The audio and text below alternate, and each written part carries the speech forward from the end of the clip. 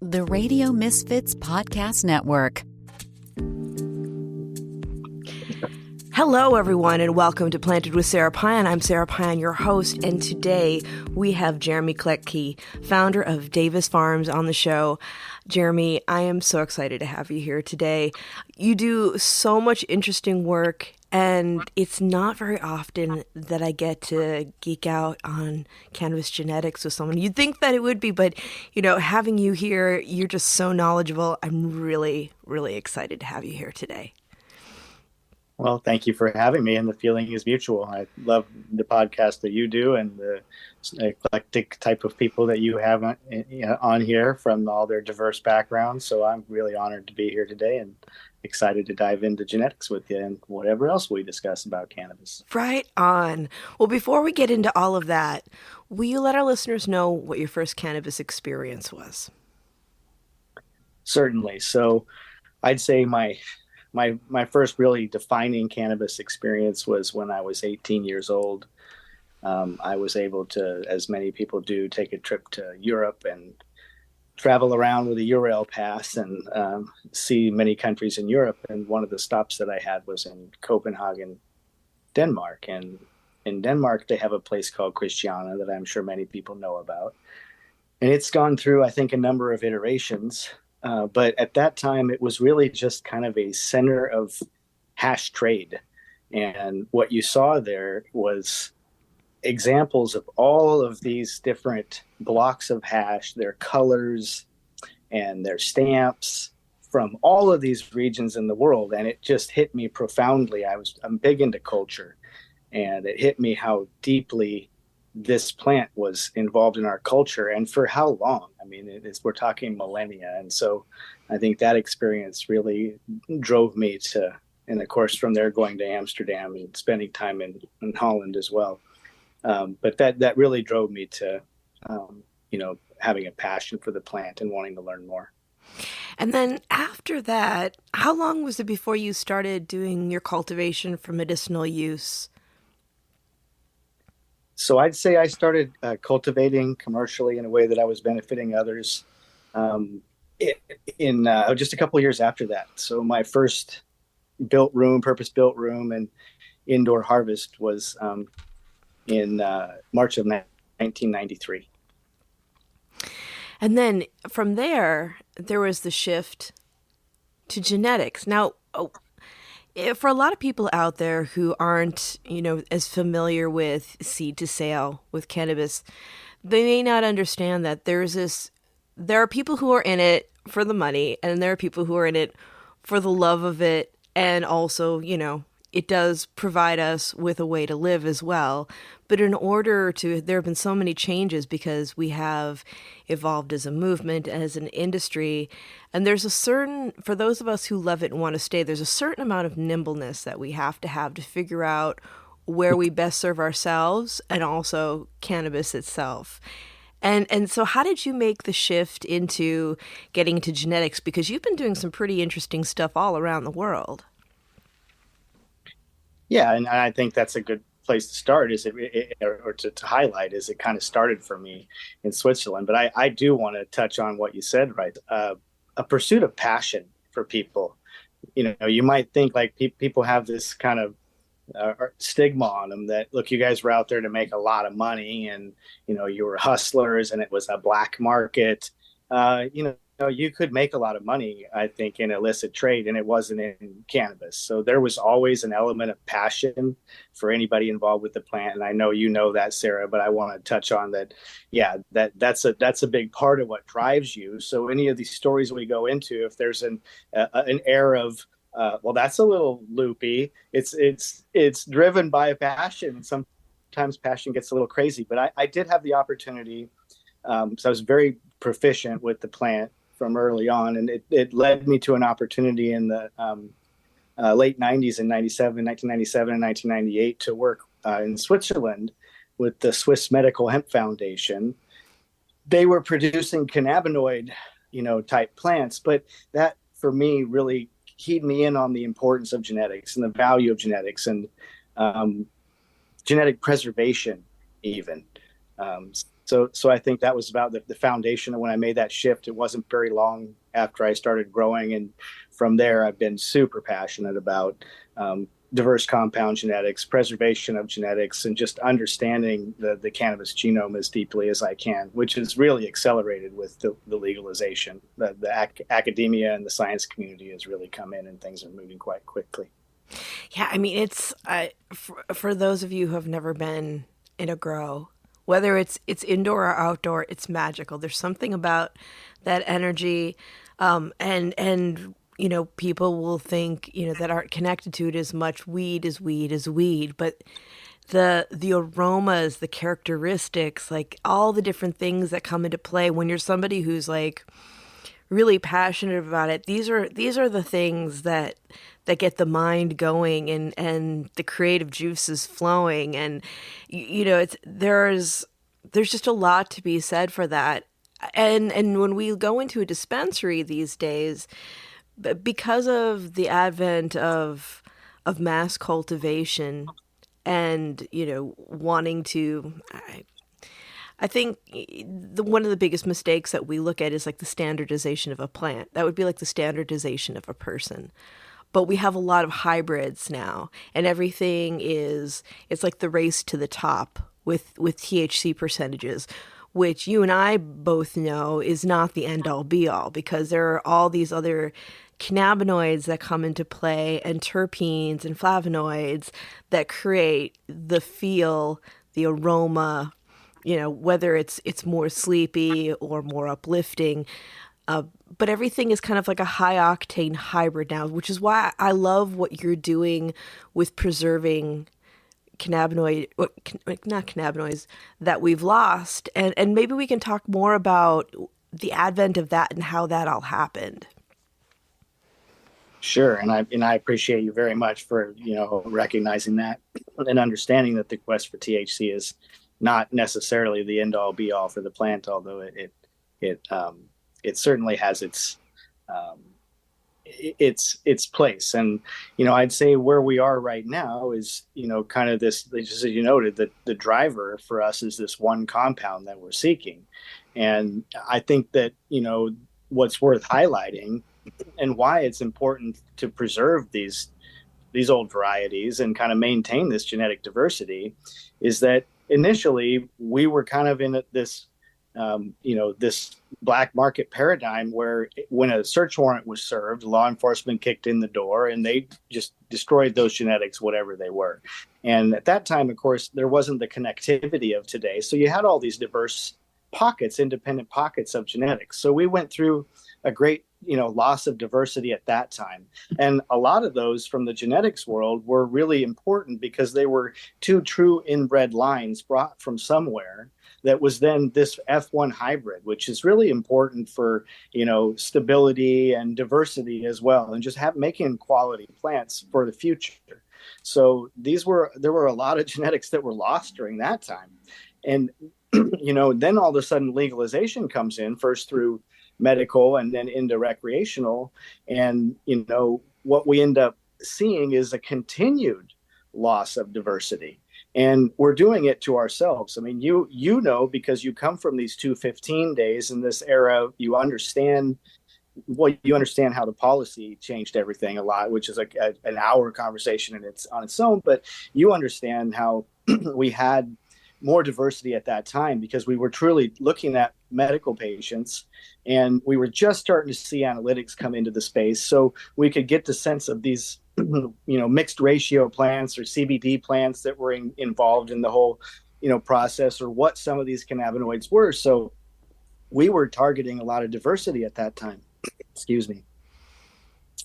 But as we started to progress through this recreational time, we started targeting one thing, and you know, this plant is highly evolved. If it's proven anything throughout history, it's proven that it's willing to kind of alter itself or epigenetically change in the direction that we ask for.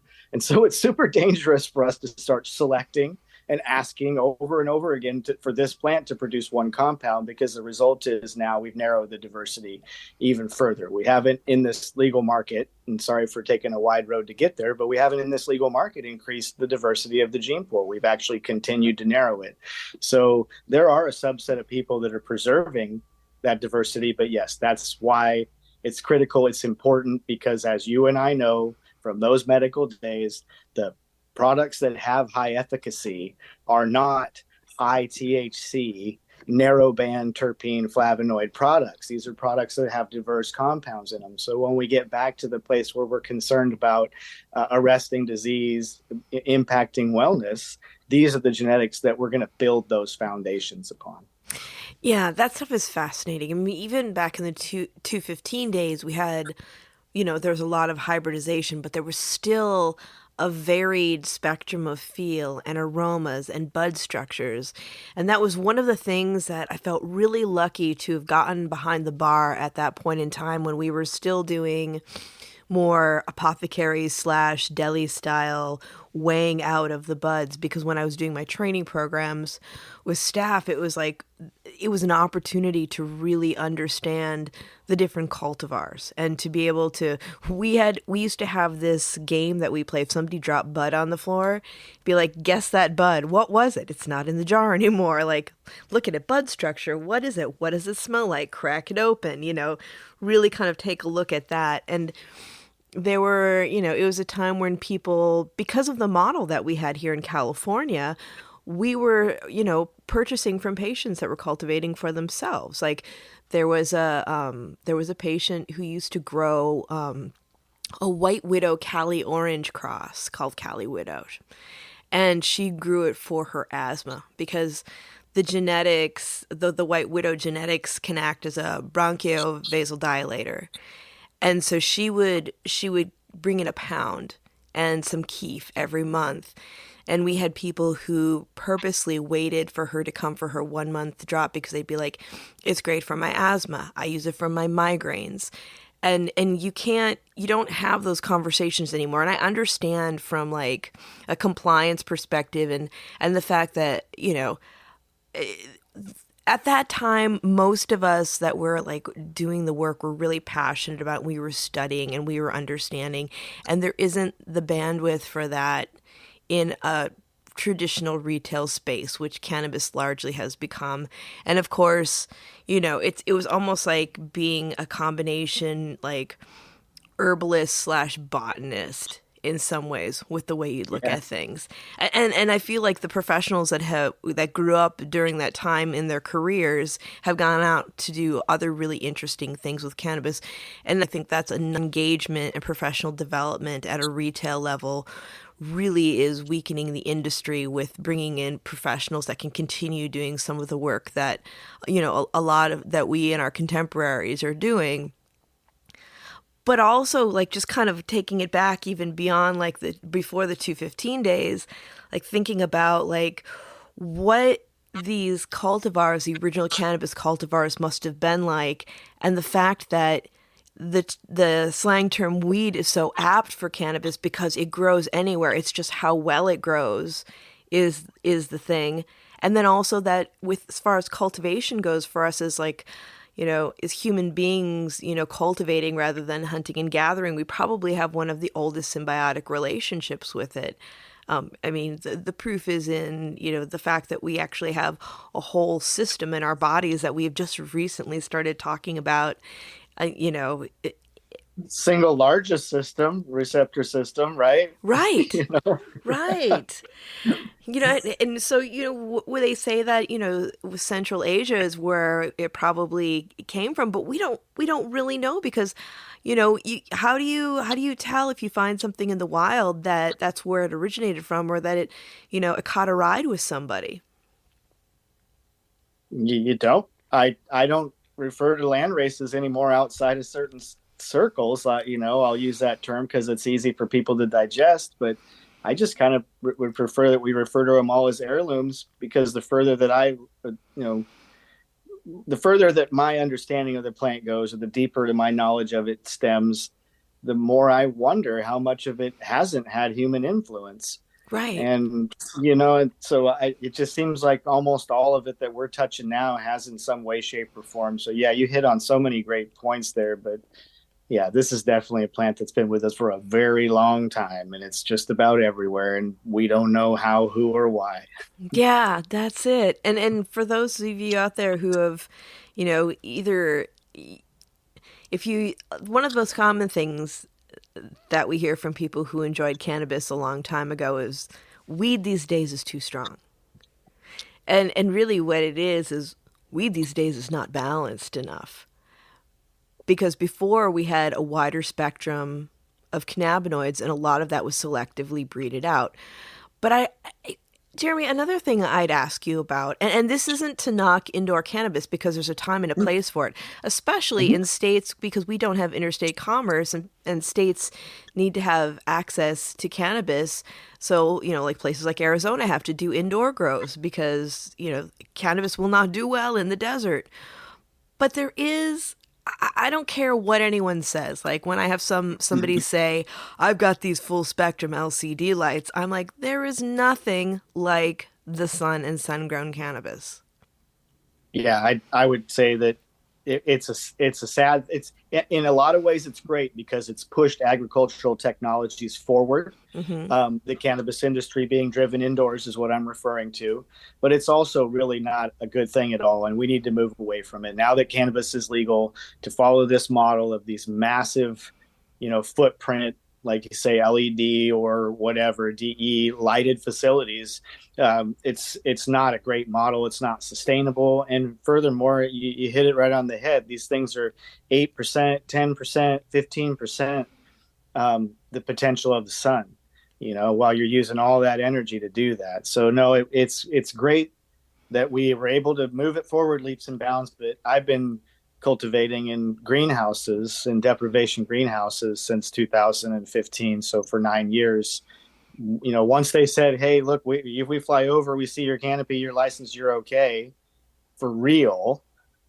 That's all we looked at is the sun. So, and further elaborate on that. Yeah, all the VOCs, all the more nuanced VOCs, and the things that you were referencing earlier, like the flavonoids. These things are absolutely impacted by terroir, by the influence in the air, by how the rhizosphere, even if they're not in ground or not in ground, how that resonates and speaks with them. So absolutely, there's going to be something said for cannabis grown in California, in Oregon, in Washington, which you're touching on, leading into the interstate commerce discussion. Yeah, absolutely. Because I really think that, we're going to see when we get into interstate commerce, just like we see wine regions, I feel like the cannabis regions are going to be, noted as well, and are very impactful with outdoor growing. Like I'm from the Upper Peninsula, Michigan. The Garden Peninsula was a very impactful growing region. Now, Yeah. you look at like. You probably aren't going to be wanting to like do a lot of growing near 8 Mile because you got a lot of traffic and exhaust and everything. Now yeah. Yeah. Well, Know? now you can openly choose. Now it's not going to be so isolated and insulated. I mean, these pockets, they were forced to develop for a lot of reasons besides just terroir. So it's now just like you said, now you can look at everything and really say, okay, well, we were just off the mark here at the UP, but if we move 50 miles over to here where these cherry farmers have just been rocking it for 100 years, yeah, and same goes with the negative impact. We don't want that stuff. Yeah. It's a great bioaccumulator. Well, and it's kind of like, have you ever heard of, in wine, there was this group of people called the Rhone Rangers, and they're in California, and Bonnie Doon Vineyards, which is always one of my favorites, was one of them. And what they decided to do was grow grapes that were not necessarily the cash crop grapes, but the grapes that were appropriate for the environment. And so when we get into, interstate commerce and people getting more into outdoor and greenhouse grows, I'm really curious to see what cultivars certain areas are going to be known for. I wonder if we're going to see things like that. Oh, you and I both. That's been my my drive for a decade now. And we were pushed there because through understanding a little bit about policy and early policy work in Oregon on recreational cannabis, I kind of was able to foresee, had the crystal ball to see some of the struggles that these companies were going to endure. And although I had been a primary provider of like type 2 plants, which are mixed ratio CBD and THC plants during the medical days, I shifted towards the CBD plants. And I think the driver there to create these hemp plants, and what I realized at this point is I'm like, this is what we talked about 10 minutes ago.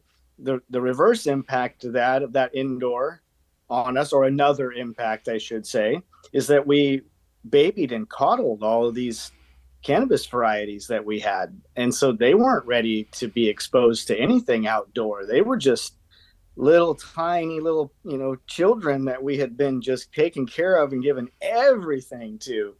So that pushed us into needing to bring some hardiness into the gene pool. And fortunately we were able to look back pre-1937 at genetics that we had preserved and collected and done limited breeding with, and bring those into the gene pool, really just trying to introduce hardiness. And so what you're saying is really going to be the crux of a lot of this. I mean, I think probably some of the biggest evolutions we'll see in cannabis that haven't come yet will be around genetics. And we've seen some of it around the hemp genetics because of the drivers and because of the more international spectrum that we look at into these emerging markets. And we're looking all the way down to the equator.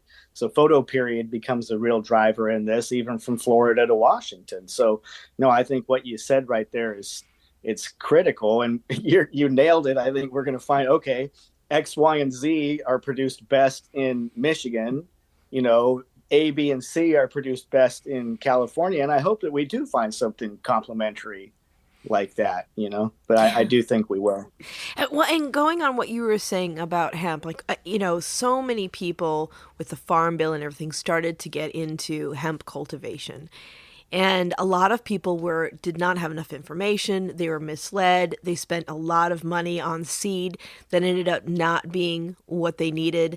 And I think that people need to understand that hemp isn't hemp. There's bars that are good for industrial use, and there are environments that they do or don't thrive in, correct? Oh, 100%. And what you touch on there just makes my heart ache a little bit, because going back, there are a few things that happen there. A cannabis seed or a hemp seed looks like a hemp seed. And unfortunately, we had feminized seed for CBD production being a very narrow slice of what was available out there, and being very, expensive to produce. So the cost of the feminized seed was really high. And, what you would find is that you could buy industrial seed for $10 or $15 a pound. And so a lot of farmers were tricked by dubious characters, but a lot of them also just didn't understand that a seed wasn't a seed. Like Texas, for example, released an approved cultivar list for all the CBD farmers that had all of the European fiber and grain varieties on it. And that was probably destructive. So it hurt the farmers from that standpoint. We also had an overproduction, they call it, that was really unfairly reported because most of the product wasn't truly viable. And so from a big picture, in a country where we have 49% of our cropland acres in corn and soy right now, this is a new crop opportunity. And it was a critical opportunity for the small farmer. And we botched it a lot because of genetics, and hot genetics as well was another thing. People that did have CBD genetics, but they weren't compliant.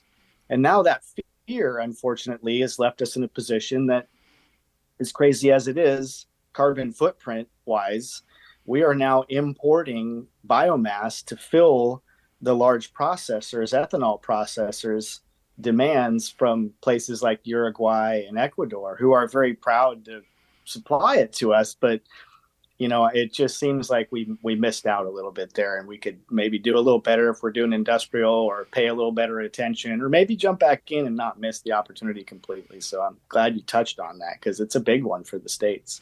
Yeah, especially when you think about, how farmers do a very important job, and they do not get compensated accordingly. And the opportunities that there are with hemp, whether we're looking at industrial use or for medicinal use, are amazing. And there were so many people that were, even people who weren't farmers but decided that they wanted to get into it because of just the depressed state of a lot of our industry here in the United States, and people looking for opportunities to create generational wealth. It was really heartbreaking to see people losing, their savings and having a family invest in them and it be gone. And I think, I'm glad that there are people like you out there that are able to, put people in a good direction to be able to create sustainable farming practices with, cultivars that actually will create the viable product that they're looking for. Yeah, and I want to add to that, we're right in the front end of this thing. And moving, looking, if you look at the hype in hemp, it's about industrial applications and Yeah. infrastructure starting to be built. But we're at the very front end of this API wave. And I would say that our genetics were built for two purposes. They were built to be compliant, and they were built to provide compound diversity for an undeveloped and nascent industry, an industry that really didn't know what it was looking for yet, because we still haven't done the research to figure out what ratios of what compounds or what compound relationships have the beneficial impact. So now we're just at the beginning of that. So there's another wave starting, and the African markets are savvy to it because they're driven by a lot of Europeans, and it's the Europeans that have the offtake. But that's this active pharmaceutical ingredient market, and it's going to continue to grow for a long time down the road because it can impact so many different industries. Everything that's using botanicals for starters. But, there are some incredible compounds in cannabis that we can create at an over unity because of the scale we can grow it, that are already used in other industries like health and beauty. So this is all we're at the front end of this. And, I'm happy to speak to anybody about it anytime. As you know, I'm happy to speak with you. But I think we shouldn't miss this opportunity. And it'll develop over the next 3 to 5 years. And it could be, I won't, this is what kind of got farmers hurt, is the $20,000 an acre promise from them being used to $100 to $300 an acre on their crops, being happy. I would just say the API industry, if done right, you could end up with a crop that the farmers could be seeing $900 to $1,100 an acre at the end of the day, which is a lot for them. Yeah. And they could do it at scale. So I do want to highlight that, and I appreciate you bringing me to that point, or bringing us to that point. Yeah, because there's been a lot of, even to this day, every time I see somebody talking about the green rush is on, like, okay, man, the green rush is gone. The plant has already proven to us that you're not going to do that so easily. You have to respect it. And I guess what I say about this industry is, have the money be the byproduct of the great work that you do, rather than doing, because this plant is really not receptive to that. And I'm not afraid to say that here. I mean, openly, this is not, we need to evolve a little bit and understand that this plant has created a co-relationship with us. When we talk about the ECS, and likewise, I'm sure it has some asks of us, and, not to corporatize it and do some of the things that we've done is probably one of those heavy asks. Yeah, absolutely. I mean, even when we get into like synthetics, like when I was going through chemo, I was traveling to Dallas to see my mom. She was doing cancer research over at Baylor. And I didn't want to travel with my cannabis, which is when I would be on chemo for 3 days. That was what got me eating and helped with my nausea and everything. But I did not want to go into federal airspace with weed on me, especially, there was somebody who actually got arrested for having a CBD rich product, which doesn't happen now, but it was happening then.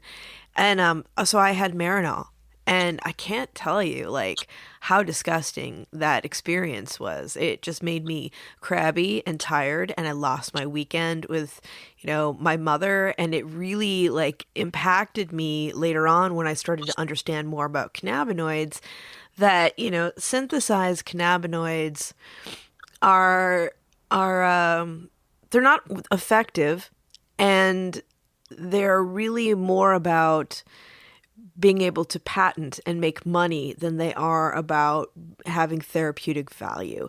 Because, one of the things that and you and I both know this, but when you look at the plant, we know some of the things that are in it. We know that they work together with this certain synergy that creates, countless research has shown that full spectrum cannabis is far more effective than having, isolates. And we still don't know everything that's in there. We're finding new cannabinoids and new components of cannabis every day. So I feel like as we start to have less stigma about growing and more conversations about cultivation with educated cultivators and like you, that perhaps that might go by the wayside, because it just seems like it's an incredible waste to be doing that work with like the synthetics when we already have viable cannabinoids that are creating effects in our body, that have been for generations, for millennia, and let's concentrate on that. I agree 100%, and I guess I would really like cap that by, I mean, you said it so eloquently, but I would just cap that by, saying that, yes, when we see a CBD methyl ester synthesized, and they're saying this is a stable product for pharmaceutical research, this is what we need for the future, it's super, super low compared to something that has some other beneficial compounds attached to it or with it in a relationship, right? So, further, I've really chosen to try and get my work into the hands of the people that are already beyond that. We come from a place where we're not going to negate the power of nature. Really high level plant or alone in a field with a really high level plant to kind of discount the omnipotence of nature. Not to mention, the deeper you look into something like it natural, the more complex it becomes. So, I'm not here to question that. I understand that, but I'm looking to the researchers that are already beyond that idea, that we synthesize it, we fraction it off, recombine it at best, and see what happens. And so I would highlight a moment in history that was super cool. And in 2019 in Pasadena at the CanMed, Raphael Mechoulam, when he was still alive, who's the gentleman from Israel who first, kind of coined THC, found THC. And one of his understudies, a guy named Dr. Dedi Meiri, who is from Technion as well, and the Institute of Cancer and Cannabinoid Research. So they were both at CanMed, and they're both speaking. And you kind of had to already be tapped into the industry to get it, which you very much are, and your listeners are. So I'm happy to share the story that at this event, you had Mechoulam's company, EPM, launching the single molecule stable methyl ester CBD that was going to be that. And you also had Dedi Meiri speaking on this, his white paper was essentially on compound relationship. And it was really well crafted because he didn't want to be too controversial, I think. But what he essentially was saying is, hey, look, we had this super efficacious, extract that was kicking butt on this, disease indication. And then we lost our growers. So we switched growers.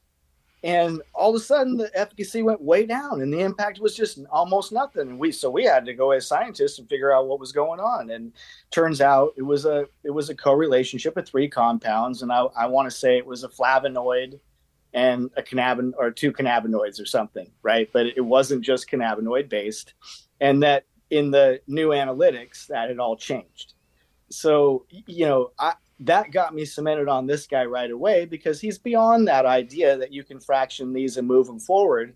I bring that point up because not only is it a cool story about history, and it really points out what you say, because I believe the same, Sarah. I believe that CBD methyl ester was a grab at the traditional methods at which we've bastardized plant medicine and lessened its value, so that we can hold it and patent it, versus a guy who says, wait a minute, we really need to look at this because there's something super deep in the subatomic enzyme structure going on, that these plants, all these compounds are coming together and making this happen in the body. So anyway, I agree. And that's what I think we need to focus on, is getting those researchers stimulated, getting them the material that they need to move forward, so that we can kind of, so I don't want to say subvert, but go around that traditional methodology and thinking.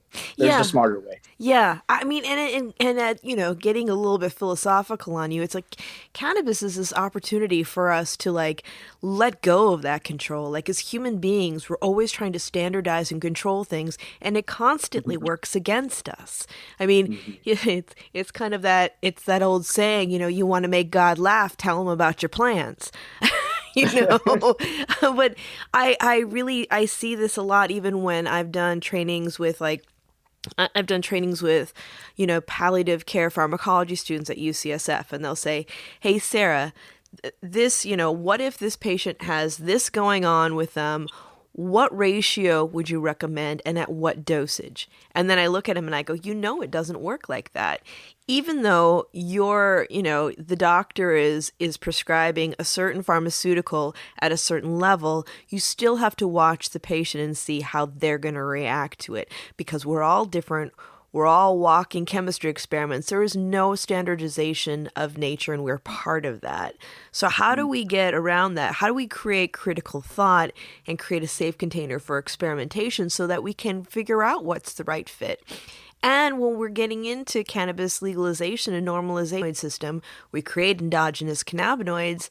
Not all of us tolerate phytocannabinoids. And the biggest thing about that is saying, and that's okay. If it's not right for you, it doesn't mean it's not right for somebody else. Let's create this safe container for experimentation. Let's see what happens. And if it's not right for you, there are other plants out there that may work well for you. Say you can't use, CBD for anxiety, and you really want to have something that's natural that helps you, but for whatever reason, whether you're sensitive to it or you have a pharmaceutical that the cytochrome P450 interaction is, problematic for you, you could be looking at other things like holy basil or ashwagandha or, rhodiola rosea. You could be looking at a whole other family of plants that could help you. But if we would be looking at cannabis as a plant and just one option for our optimal this. Oh, we would. And again, you say it all so succinctly, but yes, this is an opportunity this plant is giving us, and the moment that we are in history due to prohibition is giving us an opportunity to evolve and to look at plant medicine again. And I would say it should, at the very least, I hope that it opens us up to the idea that we can move away from this pharmaceutical-based society to a more pharmacopoeia-based society. Mm-hmm. And there won't be as much cascading if nothing else, right? So we'll move to I think a healthier medicine. But my hopes are, in a best case scenario, because of the wisdom this plant does offer, and because of the over unity that it provides, when you really start to look at it, it's dumbfounding. It puts you to your knees and humbles you, is that we start to open up to the concept that we could actually be healing through energy. Like, there's an evolution that could happen here that's really dramatic. Let's hope at the very least it steers us back towards what you just said, ashwagandha, millennia, and for the wrong reasons have been pushed to the wayside, and it has impacted human health in a way that's undeniable. It has. I mean, and a lot of it goes to, greed and politics. I mean, it's the same stuff that the reason that we've had, for you mothers out there, when we look at, traditional allopathic medicine and birth and how the midwives were persecuted and prosecuted for many years. And so we've had this very unhealthy relationship with pregnancy and birth, which we are still muddling through.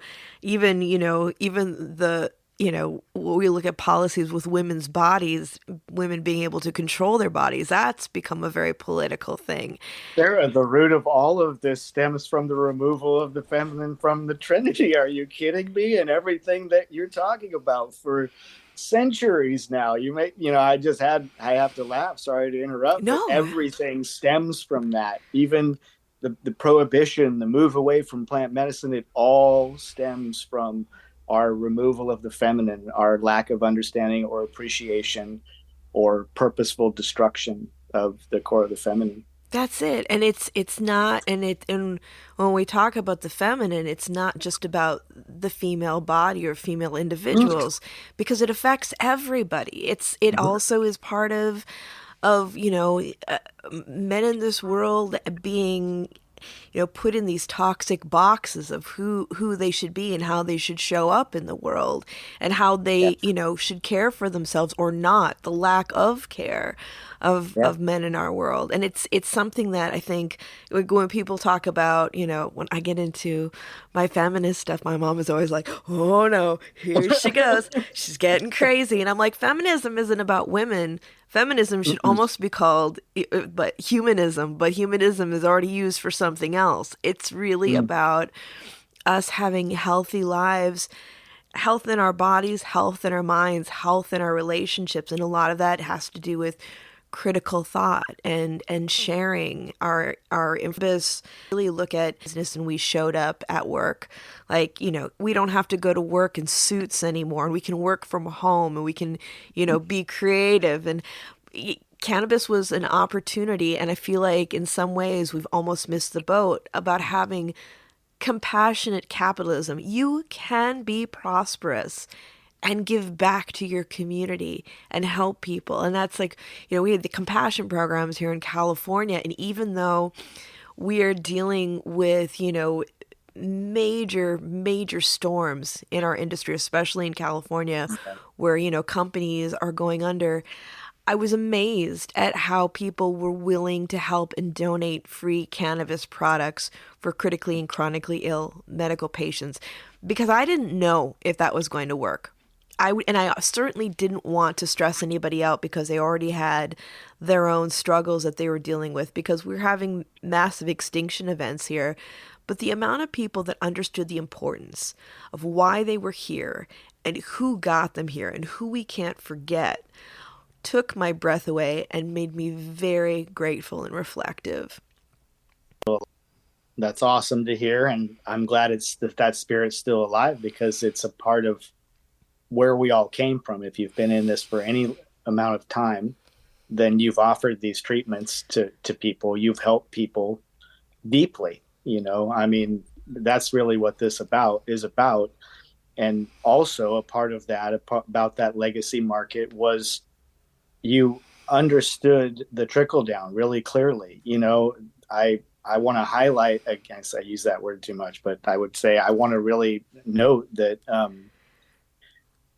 1 pound or 10 pounds or a crop would feed a lot of families in those traditional market days. It was spread amongst a lot of people as that distribution went along. And so, it was a natural thing for you to have a better understanding of the whole, of the complete picture, of the importance of spreading that around, especially as a cultivator.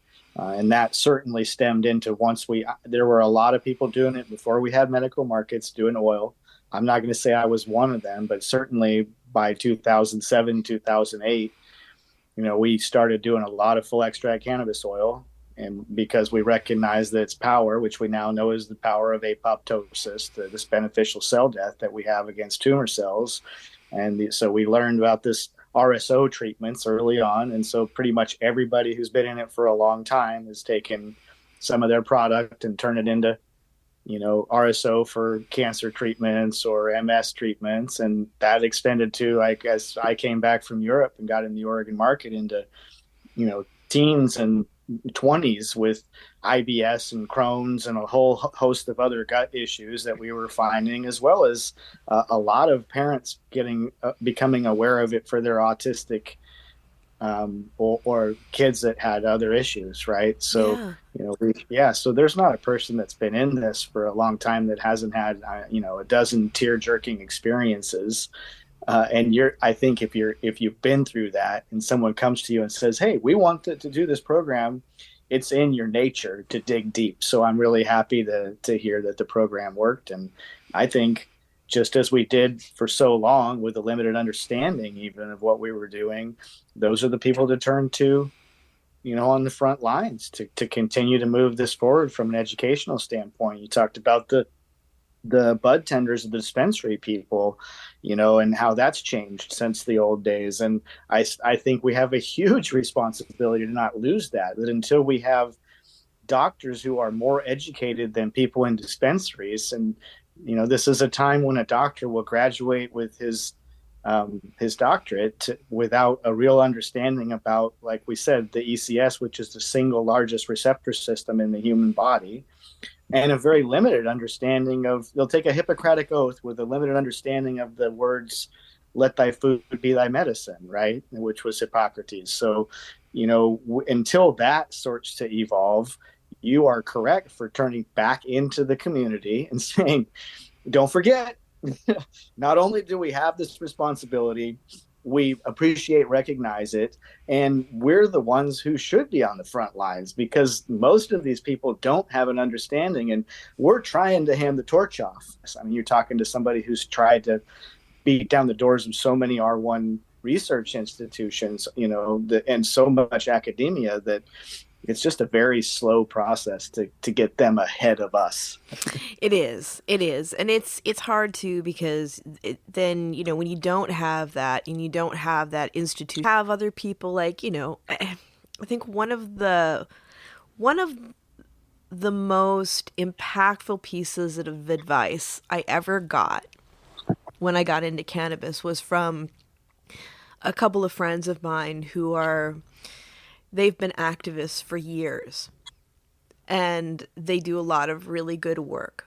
And they said to me, "Sara, when you're in cannabis, the thing that you need to note is that there are white hats and there are black hats, and sometimes these people switch hats, so keep your eyes open." And, and I was like, oh, wow. Okay. Well, that's a lot different than when I worked downtown in a civil rights nonprofit. But I mean, it is kind of, it's life. Like, things happen, opportunities happen, people change the way they look at things. But, for all the people who have very good sound information to share with the world, there are also people who will use the same information to take advantage of people. And so we have to be really cognizant of that. And that's kind of yeah, and that's a lot of the stuff that we were seeing with, like, the multi-level marketing CBD stuff that was coming on, or when we were getting into COVID. When people are like, CBD will cure COVID, CBD will do this. It's like, CBD will wash your car and redo your house and save your marriage. Okay. Let's go back. Let's be a little more realistic about this. And how much money are you making off of these claims? And so we have a lot of stuff to sort out. We have a lot of really passionate people that are looking for the truth and want to share that.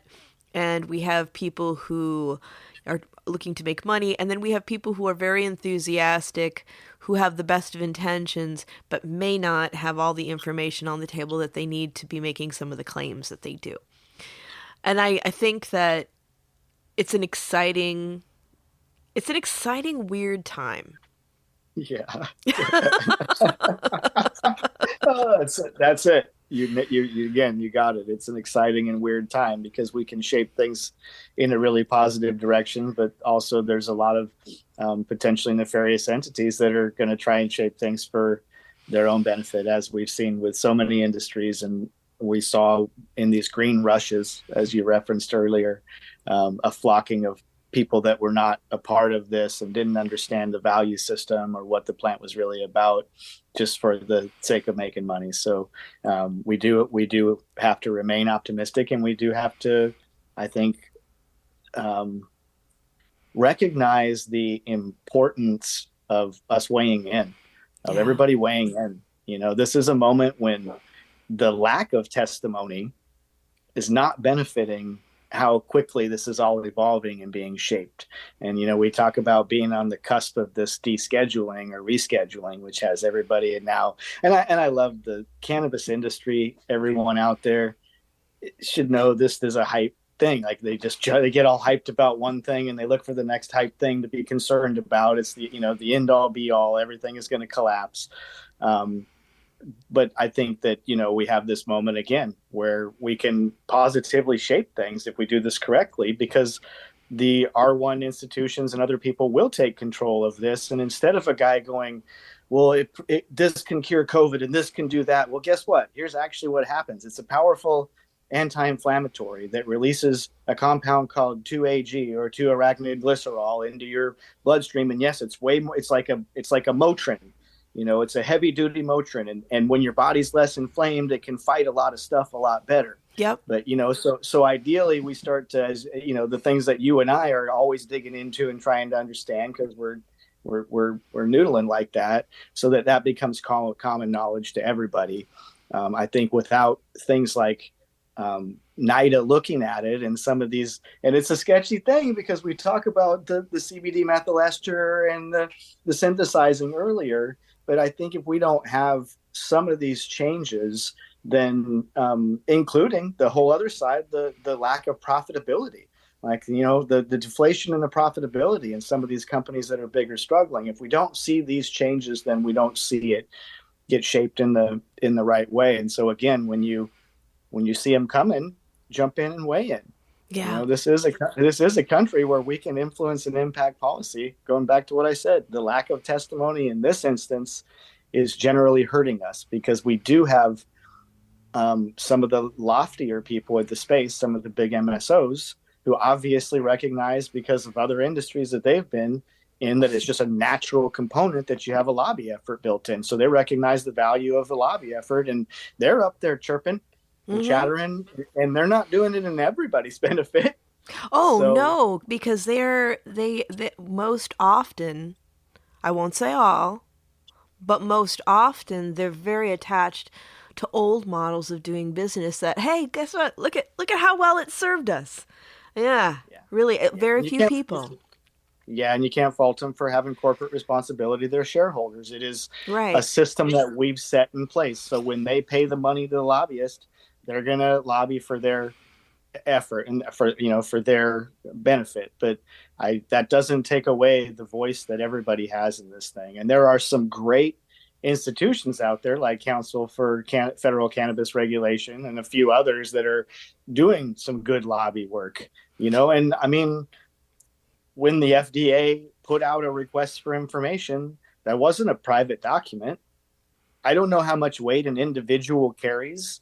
I don't know how much weight a county committee of cannabis people like a Mendo County or a Humboldt County group carries. I can't measure that versus a Council for Federal Cannabis Regulation or a big lobby effort from the MSO. But I do know that those letters carry some weight. Yeah. So again, we have a responsibility for everybody to kind of help shape this if we want it to be cool and we want to evolve. Absolutely. And, you know, for people who are listening out there, you've heard me say this time and time again, you have a voice.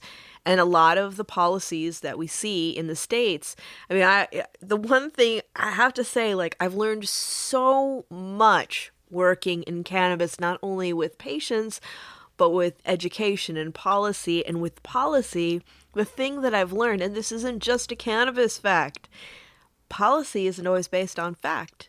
It's based on state culture, because each of the states are almost like little countries in themselves. They all have very different cultures. And in the case of cannabis, especially, stigma.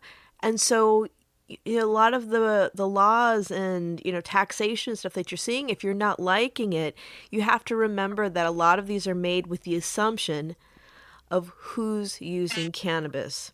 because the people who are making these decisions don't think that those people vote. And so it's time for people to come out of the closet and say, I am a contributing member of society. I pay taxes and I vote. And most importantly, I use cannabis, because they don't understand the cannabis user. They don't spend an afternoon in a dispensary and see the people from all walks of life coming in, that they'd be shocked to know that they're using it. I mean, and not necessarily all of them are getting high. Some of them are using it for therapeutic benefit. As a matter of fact, most people are. Like when we were getting into legalization, there were people coming in who hadn't had medical recommendations in the past, but now they looked at it as an opportunity for using it for helping with sleep or helping with stress. And so the more people understand this, and that's why, like, when I go in and talk about things to policymakers and they see this little woman in a suit and they're like, oh, she must know what she's talking about. And she doesn't look like, she gets high. And I'm like, you have to, like, Thank you.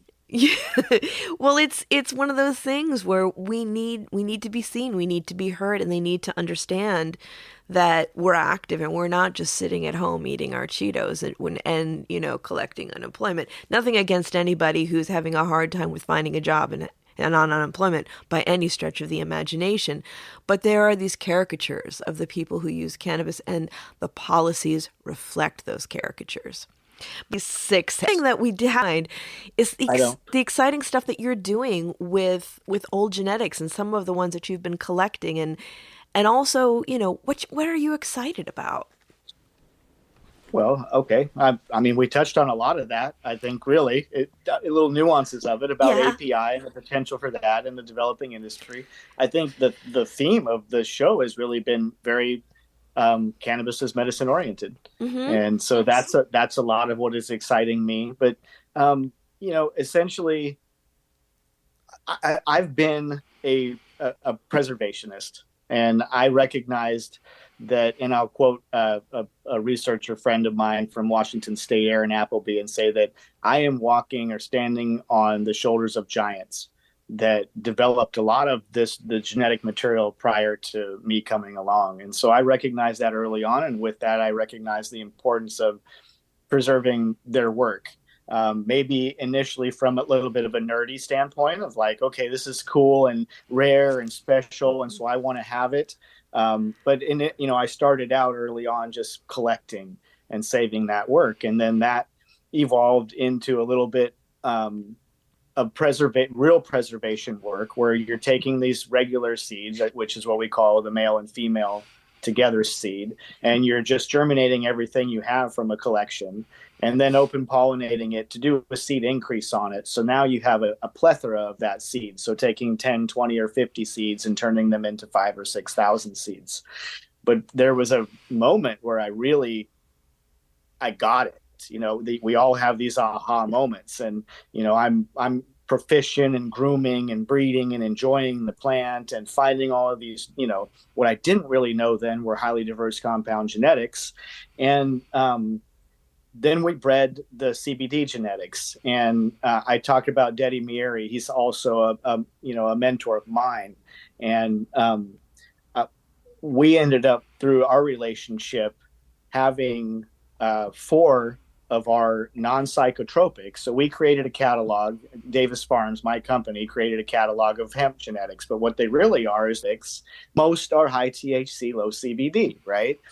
And so in breeding in the old genetics and talking about the hardiness earlier, we didn't know we were breeding in some unique diversity.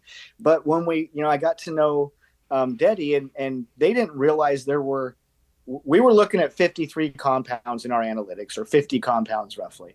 And we were touching on most of those peaks. And so I showed that to Dedi, and he said, wow, I didn't even understand that there were these non-psychotropic yet diverse compound genetics to study. And I was like, oh, this has been my life. Like, let's get you some of these. And so we were able to have the first 4 that all came out of our catalog, varieties that were researched. First, they were the analytics. Deep look in the analytics was done at Canisol, Dedi's private company, and then they went and were researched on over 90 different human disease indications. at Technion. And when they came back from the lab on these analytics that were like HPLC, GCMS, like maybe spectroscopy, like I don't know all the equipment, but there are over 150 compounds that they were looking at. So they were the deepest looks that we had seen. And all of a sudden we're seeing we have over 40 quantifiable cannabinoids. And we have, like 45 or better quantifiable mono and sesquiterpenes.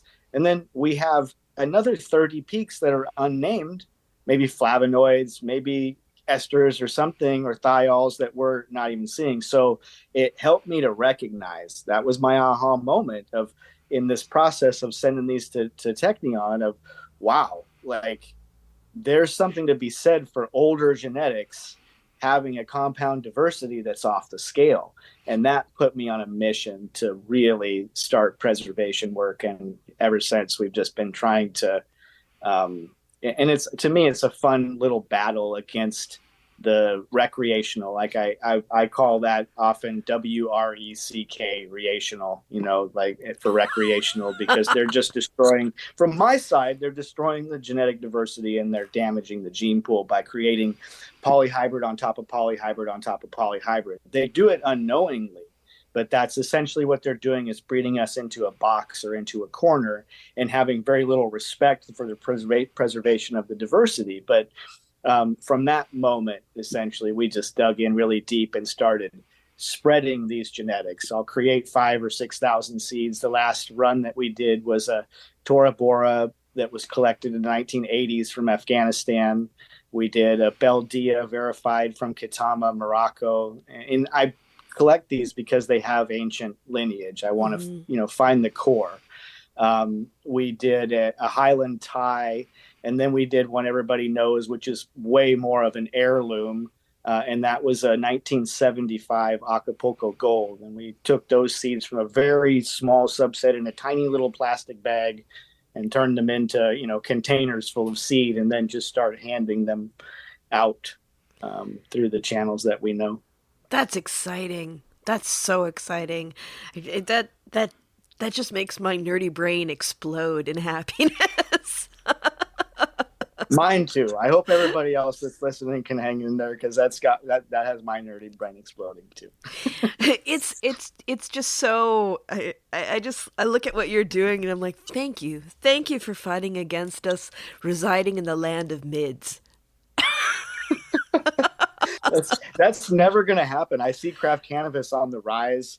I see that there's no question in the last 10 to 12 years that craft cannabis has resisted the dumbing down and the dilution, which a lot of people really don't understand, that we had these type 2 varieties and we had all these diverse genetics and these cool things to choose from. And like you mentioned earlier, you could drop a flower on the floor and pick it up. And at the very least, if you had 6 growers in there with their varieties, you'd be like, oh, that's from grower A. Yeah. I can tell his trim job, his grow job. So there was a ton of diversity out there that's not there. And what happened, at least in the Oregon market, and California was a little advanced on us, but in the Oregon market, when recreational came along and blossomed, you had corporate businessmen come in because it was $1 million entry point that they created. And if you wanted to do this, you really had to know your business. You had metric and you had all these things to deal with.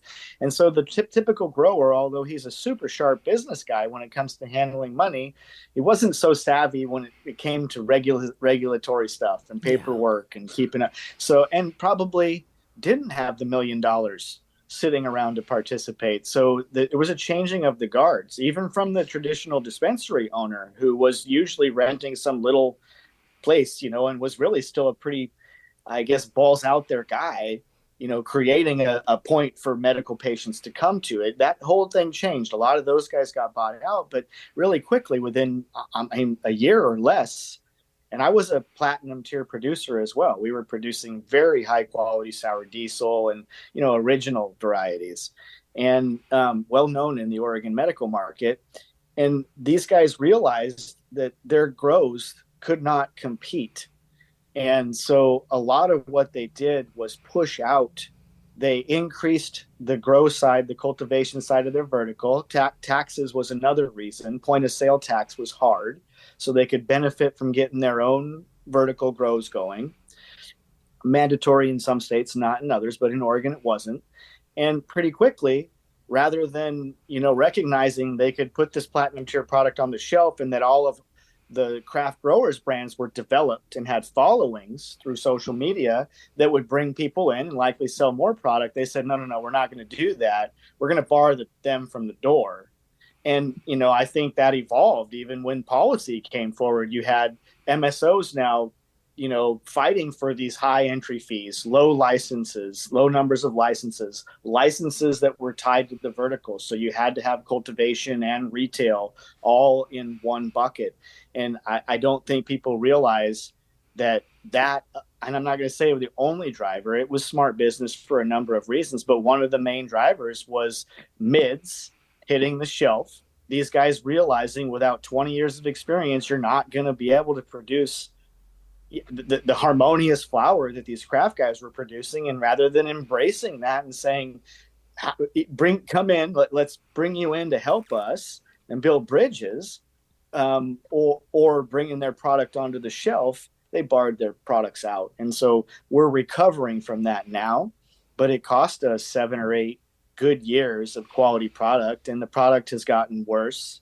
These guys moved, instead of cleaning their product or cleaning their grows and doing better, they got into remediating their product and made this a standard practice. So, if something needed to be remediated in the first place, it's not for human consumption. It is not. And no, it's not in any way. So I think, though, the point of starting all that is there's been pushback from the beginning. And the initial pushback was, okay, well, there's going to be dispensary flower and good flower. And now you've just stimulated a massive traditional market. You failed. And so, and I think now the pushback is led to, well, we'll enter your facilities, but we're going to give you a little bit of grief if you don't have product that's suitable for us to consume, or we're not going to be patrons of your facilities if you're going to be dirty and gross. We're going to go to the smaller guy who's figured it out and cares. And I do think, Massachusetts, where I am now, is a really good example of that. You see a lot of brands forced to be on the shelves. Oregon is also another place where you're just seeing that evolution.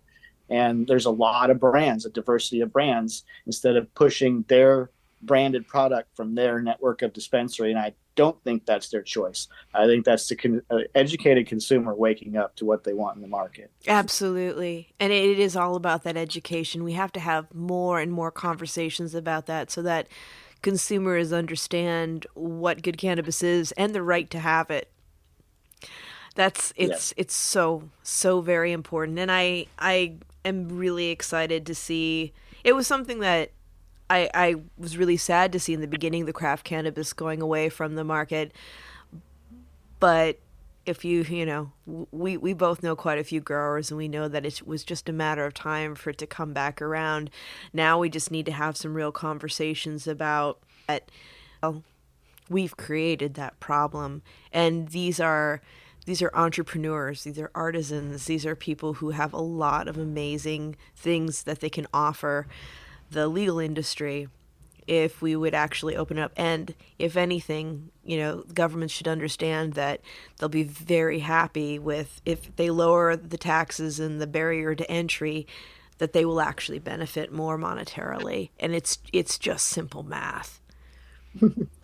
Make it easy for these guys to do business, and they will. Yeah. There's no question about it. And you and I see the flaws there. I think the restriction of interstate commerce is a gross infringement upon our rights and doing business. And I don't just say that because we're operating in the West. I just think it's super un-American for that not to happen. And that is another thing that has just set back the industry, because if you had California craft cannabis in these places across the nation, at the very least, it would cause everyone else who's participating in state to level up. Right. So I think we've done a disservice to the industry by not allowing the traditional people in the marketplace to continue to exist, make their points of entry super easy. I think that was the first thing I saw. Is I've been And many cannabis people have, you couldn't just be a cannabis grower. You had to have some other thing that you did, because it's so American. Within the first 5 questions, you meet somebody to ask you what you do for a living, and you weren't going to say I grew weeds. So, you know, so you end Excellent up, conversation starter, though, really. it is. It could land you in jail at some point with the wrong person, though. Right. But back then, as a result, I think a lot of people were good, decent entrepreneurs. And I looked at the industry in 2015 and just said, no. You talked about pivots earlier. It's an industry where you have to make these hard pivots and be thinking all the time. But I looked and said, wow, you guys are going to do 280E taxation, this like criminal sort of tax structure, and you're going to make these ridiculous state taxes and point of sale and metric. Oh, well, yeah, nobody's going to make a living for this for a while. Mm-hmm. So they really created an industry of people that said, well, I can come in and hemorrhage some cash. Someday this will get good. Those aren't the right people. Those aren't the traditional people who carried the market. So yeah, we could change that really easily, couldn't we? Yeah, absolutely. And I think as we're in this time where we're normalizing it and figuring out what this industry is looking like, I'm very excited to see people who may not have been involved in the industry before, but are fascinated by it and have a love for it and are drawn in as much as we are, but now feel safe enough to come in and lend their talents, because that's extraordinarily important. And I think it also weeds out the people who come in just as opportunists that are wasting our time. Because now we're like, okay, well, you came in, you do that. But I see this real pro coming in who actually really loves what we're doing and wants to help make this a better place. Let's do this. Yeah, those are the best people in my life. Yeah. I would tell you that. Yeah. Then there are some great ones out there. There's a list of names, but yeah, there are a whole bunch of people from the science community, the engineering community, analytics space that came to cannabis, and they are the people that I really revere and cherish and appreciate, because they can elevate this the furthest, the fastest. And it's really important. I mean, it's very important for everybody that people see what you and I have seen, that this is actually really good for everybody. It's really good as food, fuel, fiber, and medicine being the primary element that we speak of. But it's really good and it's really important. And we kind of moved away from that as we went through this, little hoorah moment of how exciting it is to have weed. And I look forward to us getting back quickly. And I guarantee you, those minds that are coming from outside of industry and have spent their lives looking at something else and then say, wow, this is fascinating, and it grabs them as much as it grabs us, those are the ones that are going to shape this the fastest going forward, and who I look to hand the baton to every single day. Yeah, me too. I'm really energized by their passion and what they have to offer, and I'm really for all of the things that we've complained about too, I'm also extraordinarily excited to see where we go and what we do. And for people who want to see what you're doing and staying in touch, how do they get a hold of you? Do you have a website, social media? What are the best ways to follow you and contact you? So all of the above. The website for the company is Davis Farms of Oregon. We're a 10-year established company providing, compliant, primarily CBD leaning hemp seed. But that's www.davishempfarms.com, DAVISHEMPFARMS. And social media, which we're established on both LinkedIn and I'm established on LinkedIn, and the company is established on Instagram. It's Davis Herb Farms, DAVISHERB Farms, and then Davis Hemp Farms, both on Instagram. If you want to look at the more medical side of what Sara and I have been talking about, that's your Davis Herb Farms. The Davis Hemp Farms, although it's not industrial, it's more scaled hemp. And then I am Jeremy Klettke. on LinkedIn. And that's a great way to reach out to me, to contact me. Jeremy at Davis Hemp Farms is also a great email to contact me at, but I'm really accessible. I'm open to having any conversation with anybody that wants to learn about the space, anybody that wants to do this correctly. And I say that, full well hearing you echoing in my mind, Sara, about guarding the gates a little bit and making sure that we don't get the wrong people entering, with some discernment. I'll cap that. But I am extremely accessible and love to talk with anybody who wants to move this space forward, and especially about the plant as science or medicine. Thank you so much, Jeremy. It is always a pleasure to geek out with you. Same. I love talking to you, and I'm happy to speak with you anytime, even for 5 minutes or 10 instead of, I don't know how long we've run today, but it goes by really, really good. I hope we stayed on the positive, because I do have a really positive attitude about the future. I think this plant is changing things for our kids and our kids' kids. So I hope we didn't get onto the poo-poo and bandwagon of pointing out too many of the negatives. I think we had a very balanced conversation that gets people excited, but one thing is like keeping it positive, but also keeping people informed. And I'm really looking forward to our future conversations. Please come back anytime. Thank you so much for having me, and I'll be happy to come back anytime. Thank you. And everyone, remember, if you like listening, please give us a review, share it with a friend. Let us know what your favorite episodes are. And if you'd like to stay in touch over social media, we are Planted with Sara Pion on Facebook and Planted with Sara on Instagram and Twitter. You can also go to our website, www.plantedwithsara.com, or listen to us on our parent network, Radio Misfits Network, where there are other great podcasts, like one of my favorites, the Winemakers Podcast. So check it out. You can listen to Planted wherever you listen to your favorite podcast, whether that's Pandora, Spotify, Amazon, Google, Apple, Stitcher, tune in. We are there. So join us. And until next time, stay curious, stay safe, and remember, it's a wild world out there. Be good to one another. Until next time, take care.